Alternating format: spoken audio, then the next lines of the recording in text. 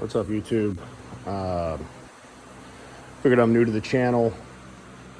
Wanted to do kind of an introduction, what I'm all about, what I do, where I've come from.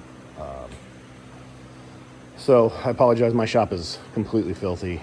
I've been working on my Audi for months and months, and my parts pile is getting smaller, but I just haven't had a chance to clean everything up. So figured I'd start with kind of a quick 360 of my shop. Kudos to my wife for finding this for me. When we bought this property, house was fully renovated, but this garage was literally just walls and a ceiling. No floor, there was no driveway, no doors, no power. So it's come a long way in the little over a year that we've owned it. So real quick, this is kind of where things stand at the moment. It will get better with time. But again, just been trying to get this Audi out of the way and fixed. Not fixed, refreshed, I should say. So a lot of clutter in here, more lights to go in the ceiling, a new door. I need to put a ceiling in at some point. There's a wife's Kicks over there. We bought that last year. It's been a great car so far. My daily was a 2007 Yaris with 175,000 miles. Best car on the planet. Can't complain. Get around to some more clutter and back stock, another bench, and then my pride and joy. So it's a very large facility, three bay doors, as you see. It'll probably fit like 10 cars if you do it right, but it was a great blank slate to start with. So it's coming along. Hopefully it'll get much better as we go. But here is the beast. Kind of go through the background of this. I'll stop real quick. I don't like being on camera, so you'll probably see very little of me. You'll definitely see my arms and hands in videos, but you may see the side or back of my head. But that's probably about it. So just have to be blessed that you don't have to look at my face. So this is a 2013 Audi S4. It's considered a B8.5. First year of B8.5. It is a custom order paint. It's ice silver metallic, I believe it's called. It's a very pretty color in the sun when it's clean. The car is absolutely filthy with a good layer of dust on it. Again, it's been on the rack for the better part of 9 months. I think I put it on the stands in November 2020. So yeah, it's just been being worked on, touched, molested, improved, all that stuff. So it's got black Alcantara upholstery. It is a 6MT. Minor upgrades in here. Shifter, it's a full replacement JHM short shifter, mated to a JXB Performance mounting plate, and now a JHM solid shift linkage. So incredibly tight, notchy shifts. The shift knob is a BFI. Very nice feeling in my hand. It's a very nice blue, matches my calipers and the blue theme I'm kind of going for. I upgraded the MMI. I have the simple MMI, but I upgraded the screen to a DMP car something or other out of Taiwan, I believe. Basically gives you a heads-up screen, nice and big, some other features. And I just recently added this P3 cars gauge, which I still need to set up. But very nice interior, very clean. I bought this car with 73,000 miles on it. A one-owner Florida lease. So it was in impeccable shape. Very well cared for, good maintenance on it. And you know, just an overall great car so far. Walk through some of the other upgrades I've done. So here you'll see, first are the wheels. They're Vorsteiner VFF 103s in the carbon graphite. Behind it is a Voshmods big brake kit. So that's a 390 millimeter rotor from Gyrodisc, two-piece rotor. The caliper is a Brembo 6-pot Hellcat caliper, and the blue, I don't remember offhand what color that blue is, but full braided lines behind there. Custom blue. I swapped over to a stud conversion, got some matching blue lugs powder coated for me. These are spaced considerably. I don't remember the offsets. I believe these are Mercedes wheels, or cut for Mercedes, but there is a decent amount of spacing back there to clear the calipers. They fit perfectly on factory brakes on the S4, but of course, go big or go home, right? So here's the rear. This, I forget the diameter. I want to say it's a 345 or larger, maybe. Don't exactly remember what size rotor. Again, it's a Gyrodisc 2-piece. This one consists of a Porsche Q5 rear caliper and a Tesla e-brake caliper, both from Brembo. It's been great. It's pretty straightforward install. So if you're interested in a decent big brake kit that's budget friendly, hit up Vosh Mods. I'll throw a link down in the description. He's a good dude. He works right out of his house. You know, he's just making enough to do what he's got to do. So yeah, it's a good kit so far. Good technology there. Other exterior mods that I've done, a lot of it's going to be from ECS, because I started going with gloss black accents, so I wanted to stay with that theme. Everybody wants to do carbon fiber on the exterior, but I don't want to. So you have little add-on canards here. I have the trunk lip spoiler, and the rear diffuser is all ECS. People constantly have problems with these ECS diffusers, but mine showed up in perfect shape, went on perfectly, and it's been fine. So I don't know if people just have bad luck or what. But yeah, I like it so far. It's been fine. No other real exterior. I got it tinted. It's a pretty dark tint. Probably illegal here in PA, but whatever. I always drive with the windows open, so I rarely get caught. We'll come around to the front now. The engine, this was out, and you see some of my other videos, you'll see it out and apart. And basically the car has about 97,000 miles on it as it sits, and I had a bunch of oil leaks and just time for some major maintenance. So I pulled it, opened everything up, redid the chains. If you don't know, the chains are on the back of these motors. For whatever reason, Audi thought they were maintenance free. I can tell you they are not. I'll show you some bits and pieces I pulled out of the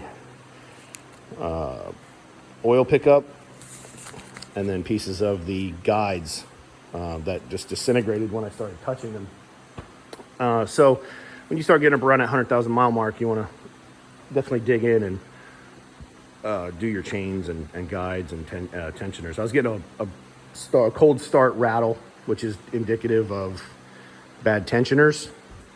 So I didn't want to just leave it alone, so I yanked the whole thing out. A buddy of mine helped me get it out. It's a pretty heavy transmission, even though the 6MT is smaller and lighter than the DSG, but it's still very heavy, and no load leveler on the planet will level that load, so you have to have somebody holding the transmission to get up over the front cross member and everything. So in here, a lot of it's hidden stuff. You really can't just see it. It's, you have to redo the water pump. Everything's underneath the supercharger. So a lot of internal maintenance. The small block, not small block, the short block is left alone. The pistons and everything were fine. I just did everything kind of above the heads. So new valve covers, new coils, oil filter housing, some new sensors in here.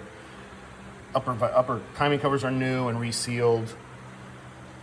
All new coolant hoses, just because of the age and the heat that I'm going to be pushing through this thing. Now that I'm dual pulley. So dual pulley, I've got a smaller supercharger pulley and a much larger crank pulley. One of my other videos is an engine walk around while it was sitting on my bench. You'll see the massive, it's a 187 millimeter JHM single, like billet piece. A lot of these companies have add-ons, which they're not bad.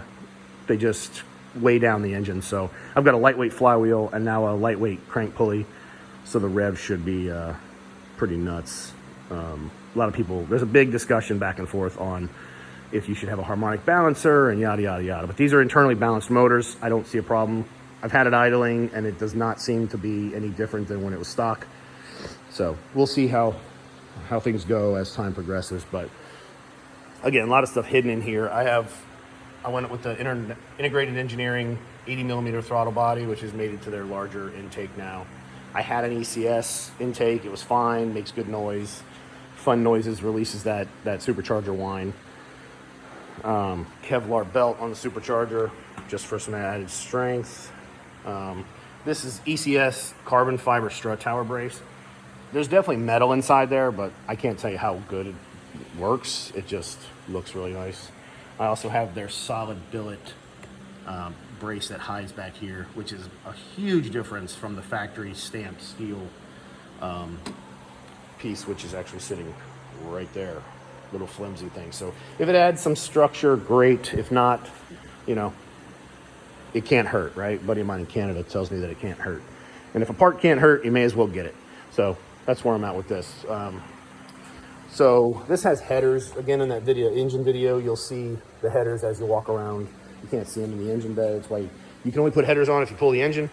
So I just went ahead and did that along with the heat. I didn't want to kill cats. My cats looked like they were already starting to head south. So pulled those while it was out, took advantage, whatever. Cooling system, I did go ahead and upgrade to a CSF aluminum radiator, which is a very, very nice quality piece. Made specifically for this car, has all the correct ports, bungs, mounts, everything you need to just put it in. I did have to modify the fan shroud right around here just to get it to lay in there correctly, because this is thicker than factory. So I just dremeled out the plastic and we're good. But it has all the little connections needed. There's one there, there's upper radiator hose, there's a lower radiator hose, there's an intermediate hose. It's also made for the DSGs for the transcooler, which on my application just sits open. It's amazing that it doesn't leak. However they designed that, it's amazing. So props to them.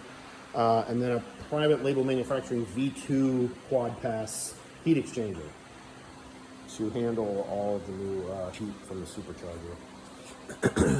Under here, hidden somewhere, is a Jabsco auxiliary pump, which is night and day size.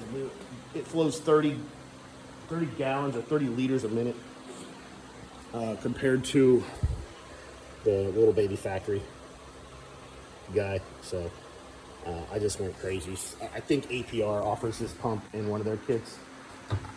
So I just kind of went nuts with it. Why do it twice when you can just do it once? So that's really it for what this thing is going to be. It's got a dual pulley tune from Integrated Engineering with the 80mm throttle body. It'll be on 93 pump gas because I'm not going to track the car. It's basically going to be a fucking street demon at this point. I'm going to try to go out and roast some Chargers and some Vets and, you know, make them question why a four-door sedan just smoked them. But underneath is a lot of stuff. I did front and rear sway bars from Eurocode, nice beefy upgraded sway bars, new end links, just to get rid of the rubber and the plastic and anything that could stiffen up. I have tunnel braces. I have the Alu Cruise X brace. I've got rear differential mount inserts, anything that I could throw in here that would stiffen things up. I have the JXB carrier bearing mount, which is another set of videos I have up on YouTube. Just night and day difference of what they allow and don't allow. So, yeah, that's most of it. My front bumper is over here, just so I'm not ready to put it back on. But the upgrades on this are basically, I'm pretty sure that's an eBay or an AliExpress grill, but it's been fine. Fit really good. The chrome surround matches my window trim, so I went with it. Another thing I got from AliExpress are the functional honeycomb fog light grills. Again, those are ECS grill surrounds, and then a Maxton design front lip. So again, all gloss black. I didn't want to do carbon fiber on the exterior. I probably won't do any carbon fiber on the interior either. It's just not something I'm interested in. I do have some carbon fiber parts for the engine bay, but I'm even debating on putting those back in or not. So there may be some stuff for sale soon. We'll see. But my workspace, I've been accumulating stuff for damn near 20 years. So I've got parts and tools and at this point, 4 sets of tires, wheels for this thing. Toolboxes full of tools that I've accumulated over time. The trick there is don't go buy a $50,000 toolbox from Matco or Snap-on. Just accumulate as you go, make it work. I've got a full household box and then all automotive in these guys. I pick up the specialty stuff as I go. No need to just go out and drop your life savings on a toolbox. I buy a tool every time I do a project, so that's just how it works. It's the right way to do it. Walk over here. Just again, sorry for the mess. It's just been, balls to the wall on the Audi. So when I'm not interested in working on the Audi, I've started doing a project, and we'll talk about that a little bit. My buddy and I are gonna do a 2GR swap in a Toyota MR2. So this is the wiring harness for that. I've started digging into that considerably, learning a ton, but it all really makes sense in the end. So I've kind of refreshed the back end that is motor end, put new fabric tape, replace connectors where needed, and clean this up. It looks brand new.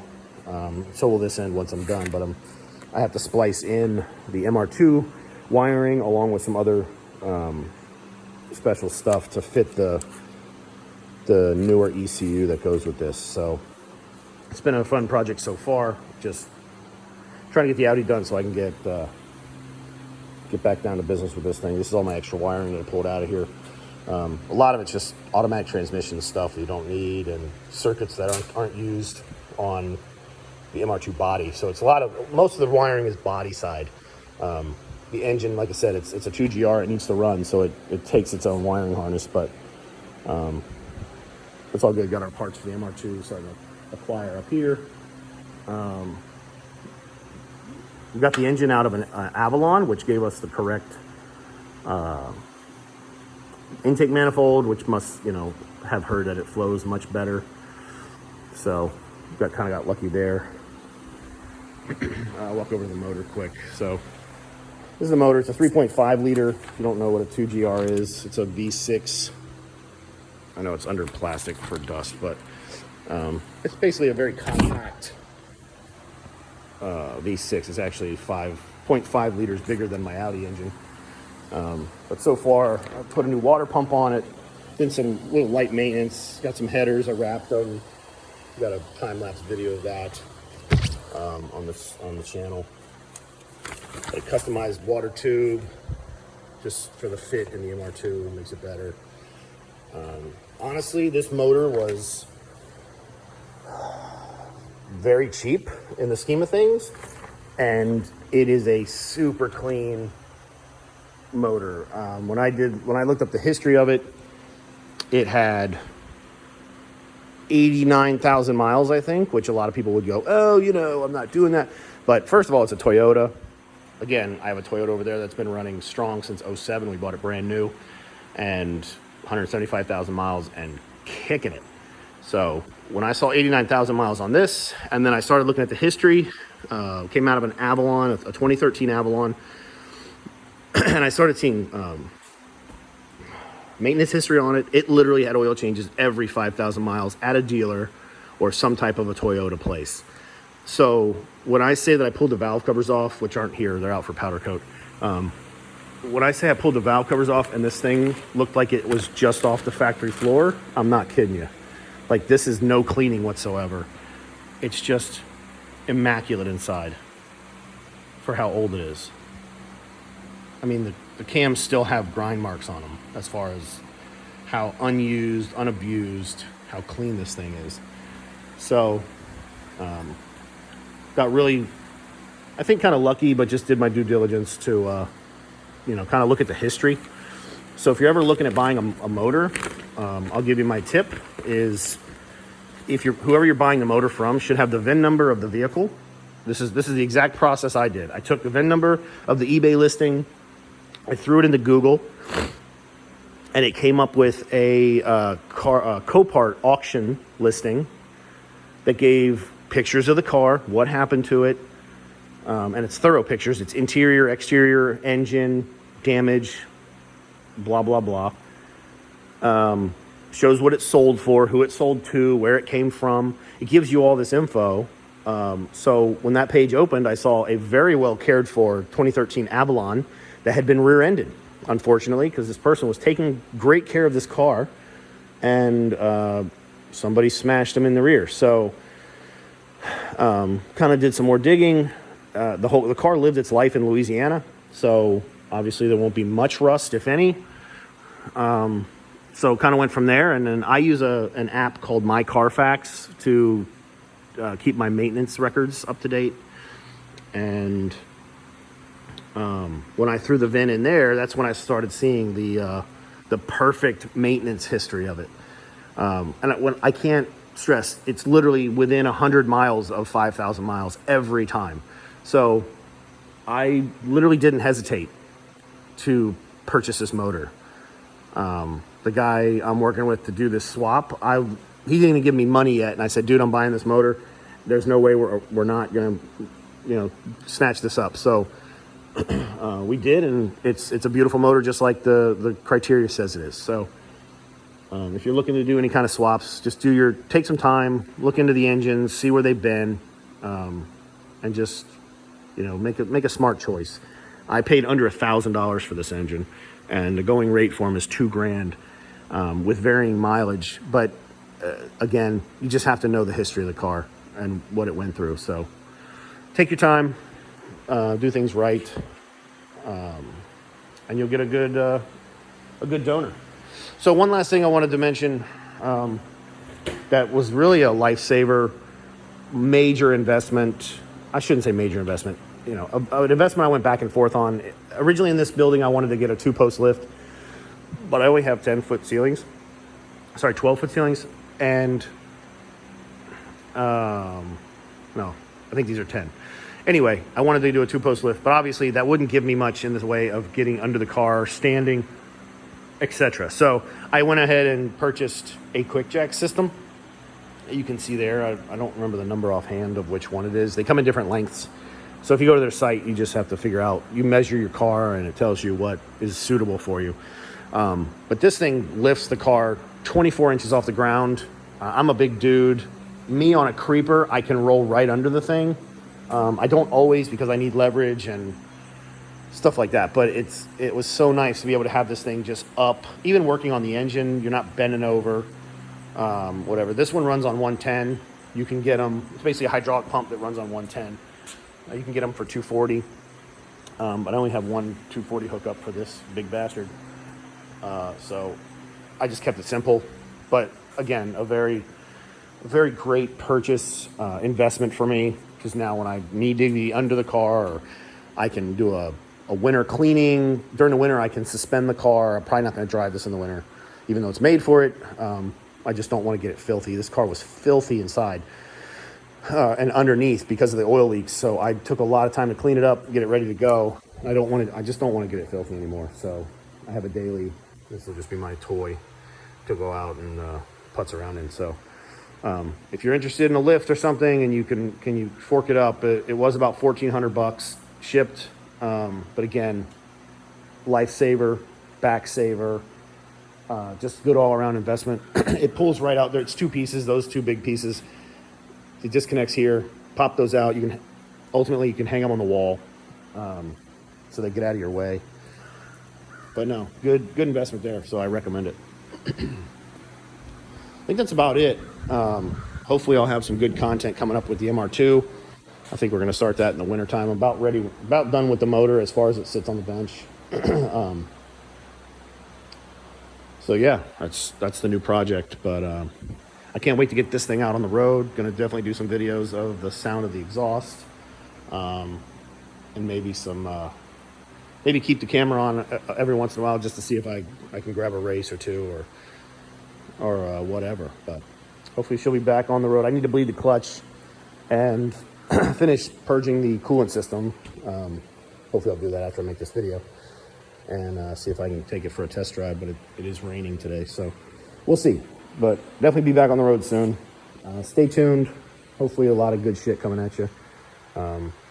It's been a long time coming that I did a YouTube channel, so stay tuned. Thanks for watching.